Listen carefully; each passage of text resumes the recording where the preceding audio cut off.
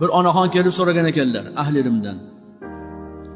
Domla, ustoz, bolalarim shunaqa shirin uyquda, bilasiz, yosh bolalarni juda ham shirin uyquda bo'ladi. Bomdodga uyg'otgim kelmayapti. Uyg'otsam shunday shirin uyquda bo'ladiki, erkalar u yoqqa ag'dariladi, bu yoqqa ag'dariladi.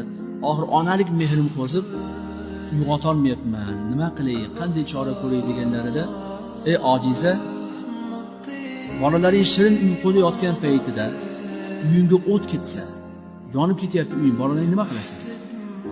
Ko'tarib bo'lsa ham olib qochaman. Sudrab bo'lsa ham uydan olib chiqaman.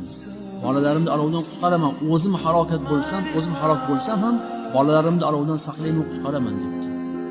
Shu dunyoni olovdan qutqarasan-ku, jahannamni olovdan bolangni qutqarmaysan. Uni shirin uyqusiga qiziqyapsan sen. Holbuki o'sha jahannamda yonayotgan bo'ladi.